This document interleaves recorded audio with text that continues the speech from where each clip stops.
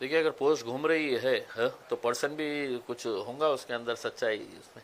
और पोस्ट घुमाने वाले जो है वो मेरे नांदेड़ के अहम जिम्मेदार जो है वो लोगों ने ये पोस्ट डाले हैं, क्योंकि उन्हीं की ख्वाहिश है कि नांदेड़ से इस बार लोकसभा का इलेक्शन हमने लड़ना चाहिए करके। नांदेड़ हमारे लिए एक बहुत इंपॉर्टेंट सेंटर है, वहाँ पे मजलिस को बहुत मकबूलियत मिली थी, बहुत अच्छा लोगों का प्यार मिला था जब महाराष्ट्र में पहली मर्तबा मजलिस आई थी। सबसे ज़्यादा कॉरपोरेटर्स हमारे नांदेड़ में ही हुआ करते थे। उसके बाद विधानसभा के भी इलेक्शन हमने लड़े हैं, और इस बार जब बाई इलेक्शन होने जा रहा है महाराष्ट्र के अंदर इकलौता एक लोकसभा की सीट का नांदेड़ के अंदर, तो वहाँ के लोगों की ख्वाहिश है कि नहीं, हमने इस बार मैदान के अंदर उतरना चाहिए। एक तरीके से अगर देखा जाए तो लोगों के अंदर एक बहुत नाराज़गी है, चिढ़ है कि पूरे महाराष्ट्र के अंदर इकलौता एक मुस्लिम एमपी था, उसको हराने के लिए जिस तरीके से राजनीतिक साजिशें की गई है, पैसे का इस्तेमाल किया गया है, तो अब लोगों के अंदर उस चिढ़ को देखते हुए कहीं ना कहीं ऐसा लग रहा है कि नहीं, इम्तियाज़ अली ने इलेक्शन लड़ना चाहिए करके, तो हम उतरेंगे मैदान के अंदर, किस्मत आजमाएंगे। दो ही चीज़ हो सकती है, या तो आप हारते हैं या जीतते हैं, देखेंगे। ओवैसी साहब ने आप पर भरोसा रखकर आपके ऊपर ही सौंपा है कि आप कहाँ से लड़ेंगे, तो आपने वही माहौल क्यों चुनाया, वही विधानसभा का गढ़ क्यों चुना? देखिए, लोकसभा की एक ही बाई इलेक्शन की सीट आई है, वहाँ के जो सिटिंग एमपी है उनकी डेथ के बाद ये बाई इलेक्शन होने जा रहा है।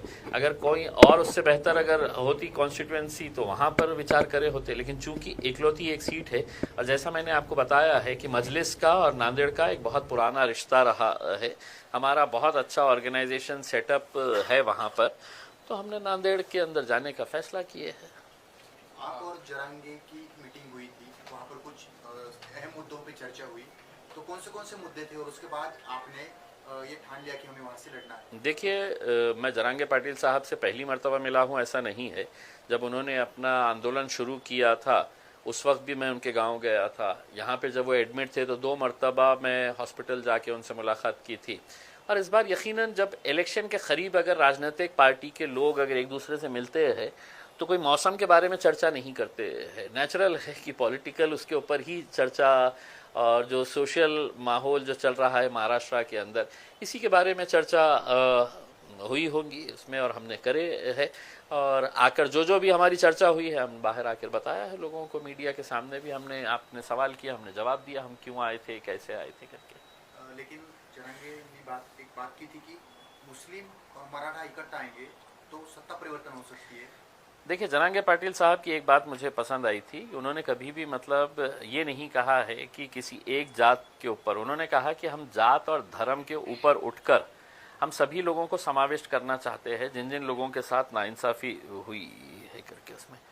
और एक अच्छी बात यह है कि जैसा मैं जरांगे पाटिल साहब के बारे में यही कहूँगा कि देखिए, एक समाज, किसी एक मामूली सा आदमी, एक सादा सा आदमी गांव का उसके पीछे अगर जा रहा है तो कहीं ना कहीं उसकी जो प्रामाणिकता है अपने समाज के प्रति, इस वजह से पूरा समाज एक आवाज़ के ऊपर उठ के उसके पीछे जा रहा है। तो यकीनन अब हमारी भी सोच यही है कि जितने भी एस्टैब्लिश पॉलिटिकल पार्टीज़ और एस्टैब्लिश्ड नेता है महाराष्ट्र, लोग हैं तो उनका चेहरा भी नहीं देखना चाह रहे हैं उसमें। आप खुद देखिएगा, अभी जो हुकूमत के अंदर बैठे थे, लोगों ने वोट किसको दिया था, हुकूमत में वो जाके किसके साथ बैठे हैं, किसके साथ दोस्ती कर लिए, किसके साथ गले मिल लिए है करके, तो लोगों का विश्वास अब राजनीति के ऊपर से ही ख़त्म होता जा रहा है। तो उनको एक ऑल्टरनेट देने के लिए हम सोच रहे हैं क्यों ना एक नया एक समीकरण तैयार किया जाए करके। सिटी का क्या माहौल है, क्योंकि अपने यहाँ पर जो कैंडिडेट्स है एमआईएम की ताकत यहाँ पर अच्छी है, उसके बाद कहाँ पर कौन से उम्मीदवार देंगे, इस तरह से क्या? चलिए, शुक्र है आपने माना तो सही है कि एमआईएम की ताकत यहाँ पर अच्छी है, अच्छी ही नहीं है बहुत अच्छी है यहाँ पे, और हम पूरी मजबूती के साथ लड़ेंगे जहाँ जहाँ पर भी लड़ना है। हमने बहुत पहले अपना प्रस्ताव महाविकास आघाड़ी को दिया था, अभी तक उनके पास से कोई बात नहीं आई है।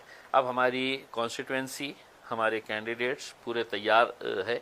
अब हम इंतज़ार कर रहे हैं, या तो आप साफ तरीके से बोल दे हाँ या ना। हाँ बोले तो भी हमारी स्ट्रेटजी तैयार है, ना बोले तो भी हमारी, आप अपनी ताकत दिखाना, फिर हम हमारी ताकत दिखाएंगे। पूर्व मध्य से कुछ नाम सामने आ सकते हैं आपकी तरफ से? हाँ, पूर्व मध्य से आएंगे ना, बहुत सारे लोगों ने फॉर्म भरे हैं, बेहिसाब लोगों ने फॉर्म भरे हैं, उसमें से किसी एक का नंबर लगेगा उसमें। या आप दोनों जगह से लड़ेंगे? हो सकता है। मैं तो क्लियर कहा हूँ ना, अगर मेरे कायद बैरिस्टर असदुद्दीन अवैसी साहब ने कहा कि नहीं सिर्फ लोकसभा लड़ो तो लोकसभा लड़ेंगे, उन्होंने कहा नहीं विधानसभा ही लड़ो तो विधानसभा लड़ेंगे, उन्होंने कहा कि दोनों जगह लड़ो तो दोनों जगह लड़ेंगे, और उन्होंने कहा कि नहीं दोनों जगह मत लड़ो, तुम लड़ो ही मत, तो नहीं लड़ेंगे।